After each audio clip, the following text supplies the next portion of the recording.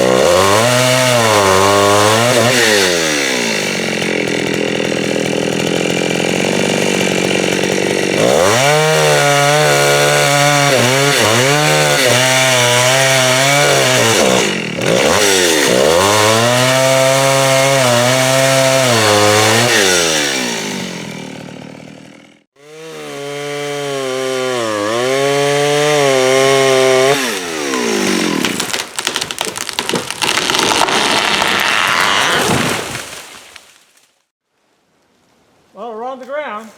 Yeah, they are.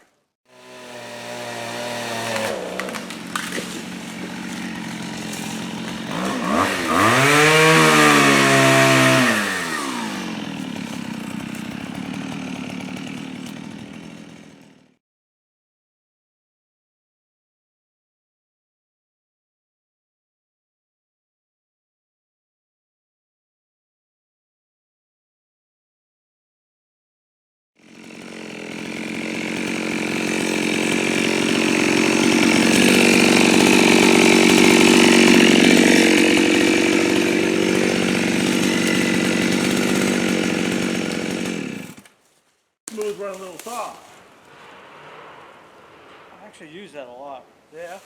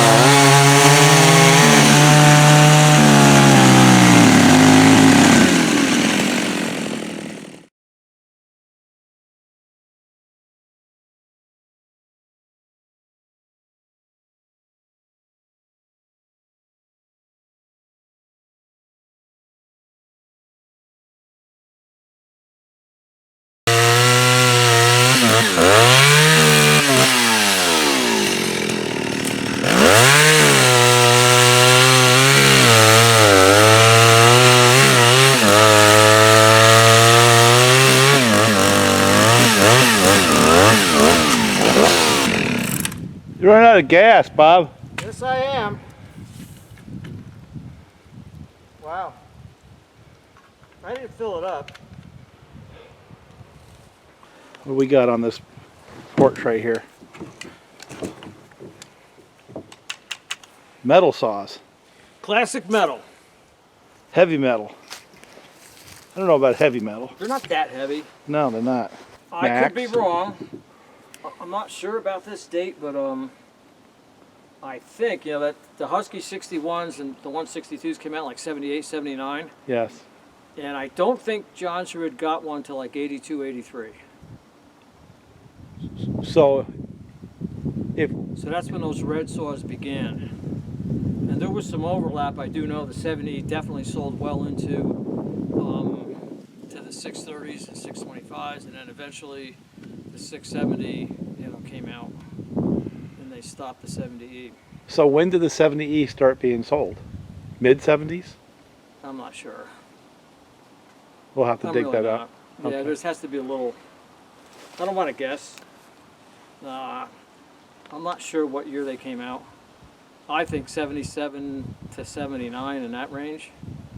So, considering how many of these things survived, I think you might say the 70E was probably maybe only on the market for 10 years. Yeah. And between the two of us, how many do we have? I've got 2 runners. And Yeah. I've got 1, 2, 3 that are in process, various stages. Yeah, I got 5 runners and 1 part saw on another project that Jeff Anderson gave me. That's a nice looking saw right Yeah, there. that'll be another. It's like, oh, do I need another one? Well, of course not. So this is another survival guide. There's really not too many parts you can get for these. Going on the assumption that you end up with a complete saw, okay? Like we did before. And this is the 70 that I ran today. Obviously you can't get top end stuff for this, but there's some options with the 70s and the 49s. You can get, for both the 70E and the 49 SP, and actually that 52 that I'm running has one of these pistons in it. 52 and a 49 SP pretty much take the same piston. The only thing that was really different was the 52s actually had a 2-ring piston, and this 49s have a, otherwise it's all the same thing. Slight dome to it like all the Johnny pistons back then. So you have an option. So the 52 and the 49 SP have the same bore. Oh yeah. So they use the same piston. Yep. The difference being one has 1 and one has 2 rings. Yep. The cylinders are actually very similar. Now that's a VEC piston from Northwoods. Yeah, this is actually Northwood saw has a pretty good selection of old Jonsered pistons. They are VEC, they're not relabeled in some other box. You know what you're getting and who made them. Yeah. They got them for the 49, they got them for the 920, they got them for the 70E.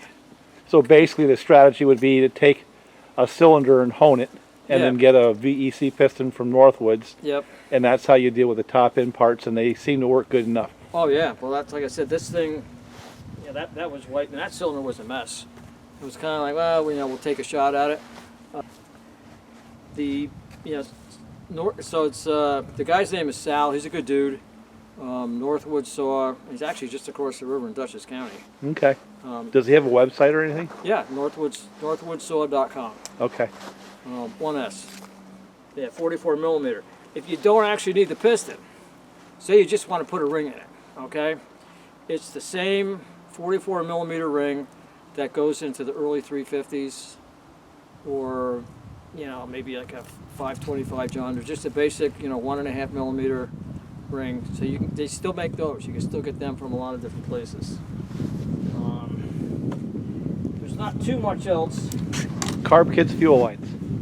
Yeah, I mean it's the thing that's cool about most of these saws, everything really, with the exception of that 621, which I'll get to, but they all take the standard Husky curlicue fuel line that you use in a 372 or 2171. Yeah. And the key is that, unlike that yellow crap, the key is that the outside diameter seals to the tank. And and it's See, that's huge. I mean, it's like the Homelites. the fuel line and carb kits are usually all you need to get them to run. Yeah, and the thing is, it's still a current part you can get. Yeah. You never, it says, oh gee, we can't get, strange looking fuel lines. Carb kits. Yeah, they all came with the HS carb, which is basically have, I think you can see this with the 90 and the 70. Now your side covers are kind of interchangeable. You got your wide mount side cover for the regular Jonsered mount bar, and then you got the KO95, the small mount bars. So that kind of stuff does interchange. So if you see one says, gee, I need it for a 52, well, the 49 is going to fit. That's good to know. The side covers is really good to know. Yeah. The only difference, again, a little bit color scheme on the 52s and the 49s. Now the 52s actually had a black top to match the 70s. Otherwise, it's really the same stuff. The air filters, of course, you can't get. Let's see what some is. It's got a few. What about ignition parts? I've got some 49s that don't have spark. How many? 2. Yeah, the coils, do go on these. If you're going to lose, just like anything, the coil can go. And if it's generally not going to be a points related thing, it's going to be a coil thing. So there's some interchangeability with mounts, and even ones that don't quite fit, you can make them. They can make them work. There's some different stuff as you get down to. Well, the pieces that I have hard time finding are these. Yep. With the 85 in them. I have a bunch of them where there's a bolt through them, but finding these with the actual button 85s, they're still as hard to find. Yep. Yeah, that's true. Yeah, they had kind of rudimentary. But to tell you the truth, it works. Yeah. These saws vibrate less than a lot of saws that came after them. That still had rubber mounts. So it's not till you really got the spring mounts did you see a big improvement. Chain brakes. Were they in the cover when they came out with chain brakes, or are they up here somewhere? You don't have one with a chain brake. I've got one. It's not part of the side cover. Okay. It has nothing to do with the side cover. It actually goes down in here. Chain brakes were an option back then. Take that little plate off, and that's where your brake mechanism goes. Can you take the chain brake out of them? Yeah. Okay. Was it a different case?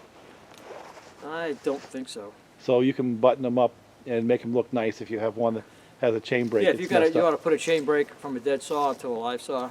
Yeah. You should be able to do that. This was the first time. This has been out of the basement quite a while. This is a 90 in unusually good shape. It is. It's been a while since I run it. Unlike the 80 that's wrecking your shoulder, this has a decal on it. So you can. True. I don't even need a D handle on the 90 because it's got a decomp. How much interchange is between the 90 and the 80? It looks to me like that's got the newer cover. Your 80 isn't quite an 80. It's an 801. It's an 801 with an 80, because at the time I built it, I didn't have the proper top cover, which I actually gave you. I have it. You have it now, so you can convert it to this top cover, which is actually a better air filter. Okay. So other, I'm not sure, it may or may not have the hole that you don't need, or you can't use. Yeah, the other thing too is cool about these is all these 3 chassis here, the oil cap and the fuel cap all interchange. That comes in handy. It's not that it's a big deal, but you could just be like, say, gee, I need a fuel cap for a 70E, and there might be one available, you don't know about it. Because all kinds of simple stuff. That even goes back to these 621s. Now these are earlier saws. I'm redoing this one. That's kind of tore apart. Yeah, again, a lot of stuff similar. People get really emotional. Some people think that it's a big deal. These are all, inboard clutch saws. Which I think is a better thing for living day to day. It's one of the things I like about those. Yeah, I think all things equal, it's a little bit nicer, but the people get so freaking emotional about, I can't stand, you know what? Some have them, some don't. Who cares? You run with what you got. It's not like people like, I would never own a saw with it. You gotta like lighten up. Yeah, if that's your opinion. Yeah. No, I like it. I like the day-to-day operation of them, and that's part of it. It's just nice to be able to pull the bar off and put it back on without having to fight with the clutch. These things are a little bit unique. They got this over thought out, complicated fuel line set up here. Instead of just having like the rest of these where you got a small hole and the fuel line comes up, they got this thing here. The hole underneath there is about the size of a nickel. What makes it kind of a pain is that you need a short fuel line to go from here up into the carburetor. And of course, there's two different sizes. So you got to find a line, you know, or some kind of thing you can adapt, because you got a much bigger nipple here than you have up here on a carburetor. So who else does something like that is Homelite. This is like an XL12 fuel line, and you got to trim this, but you know, you should be able to get this over that. There's a couple ways to approach that, and then you trim the whole thing out. It's kind of a dopey setup. It's frustrating when you need to do that. Yeah. Does any other of the Jonsereds have those little deals down in there? No. Well, there's other models, like, you know, going back to, yeah, the early 80s might. Yeah, I think mine does. Yeah. See, what was the first of the Jonsered metal saws that was a modern layout like that? Was it the 621? Yeah. It was. So the 621 came out, and then the 80s and 90s, or did the 70s come out the same period of time? Nah, there was a 7 to 9 year gap between the 621 and the 70. So the 621 was out in the early 70s then? Yep. Yeah, this has got that stupid setup too. That's still got some pliability left to it. Yeah, I can see it right in there, because I've got Yeah. the same thing on the 80. Yep. So. Yeah, unnecessarily complicated. But that's what you got. So we had fun with these today. Yeah. You know, these are, you know, you really can't find parts. Like I said before, you know, we kind of have collected so much of this stuff that you have junk laying around, and you kind of start to develop your own little parts inventory, which is nice. And if you get into these things, you know, I guess you get into them as you want to connect the dots and get a bunch of them instead of just having one, and you end up with a bunch of stuff. I'm not selling nothing. I'm Yeah, keeping all mine. Pretty much. I don't mind sharing some stuff, but yeah, I'm not. Yeah, I'm not looking to. I don't like to sell parts online anyway. I don't have the time for it. Another thing about the 625. Here again, if you just need piston rings, we can run down these. But piston rings for a 621 are the same 45 millimeter rings that you would see on a 254 or the later 350 Husky. Just your basic, you know, it takes two of them. That's good But information. it's the same ring that. Yep. The 70E uses the same ring as the 670 and the 268. Also good All right, information. That's an easy thing to do. And I think, I really shouldn't say so, but I think this might use the same ring as a 288. So, you know, here again, you know, and this, you're not always in every case talking about perfection. There's sometimes where, you know, you just want to make the thing run. And for people that get really caught up in details, and you know that stuff irritates me, but, you know, they get all caught up in, like, you know, Venturi sizes and this carburetor, that carburetor, they use this, whether they use the same jet or not. You know, a lot of this is like, let's just get the soil running, and you know, everything doesn't have to be in a state of perfection. These are just old chainsaws. You know, we're not restoring a violin from the 16th century. You know, so it's not, you know, crazy stuff. This is you'll get a kick out of this. This is a 621 top end, and you should take a peek at that. You know, it looks similar to like the 70E top ends. It's got a nice little bubble combustion chamber in there. Well, they were one of the original closed port designs, right? And they actually had a squish band and a bubble. Well, it's hard to see though in the light, but Yeah, because the light's coming from the other direction. let me do this. You can see the closed port design. That looks an awful lot like the 910 does too. I guess that whole era of saw had those. And From all these Jonsered. cylinders, this is a cylinder that's got a little bit of flaws on it. Now, if you were to buy that, and somebody, oh, it's not perfect, you know, and it's not. But you can make it run. But yeah, and that's the idea. You can hone that out, and you can maybe just, you know, put a ring in a saw, and the saw's going to run pretty good. What's that Yeah, from? and that's the idea to, you know, everything doesn't have to be absolute perfection. One of the reasons I have that attitude, because hey, I've done that so many times where, hey, it runs pretty good. It may not look as good as it runs, but it does. And then at the shop, you'd be surprised how many saws come in that if you looked at the cylinder and said, man, this thing is white, it's played out, but it's still running, and you know, you're just sitting there for a tune-up. And it's running okay. You don't tell the guy, hey, you know, sometimes they'll put on the bill, there's some score on the thing, but you could write that and the guy's going to run it for another 8 years. So that's really about all I got to say. Yeah. So this is survival guide. This is not a history lesson. It's just basically you got these things, and here's some bits and pieces that you can put together to make them run. And most invaluable stuff, especially with the piston rings. Yeah, and the thing is, Fuel you know, a lot lines. of times you think, and just finding the piston ring for it, because there's so many different parts numbering system that took place since Jonsered was a separate company that had the 6-digit parts numbers. And then when Electrolux took it over, everything went to a 504 prefix. So I went in a big circle with 4 different part numbers to find, you know, double check the rings on those 621s. So that stuff is there. But the main idea with this and then the other one on the 630s and stuff is that a lot of times you think, well, I'm not even going to mess with this because you can't get parts. But there's a lot of ways to get around that, and there's a lot of parts that you can get. Yeah, but that's Then- you. Most of the dealers, they don't have the time and they won't spend the time. Well, you have to find an old Jonsered dealer that knows his stuff. Yeah, So I'm actually starting to get hungry. good. I'm getting hungry too. This was an awesome day, Bob. Thank you very, very, very much. And you shouldn't be driving back in the weather that you drove down in. even Oh when my you start God. getting close to home. Nothing like freezing rain.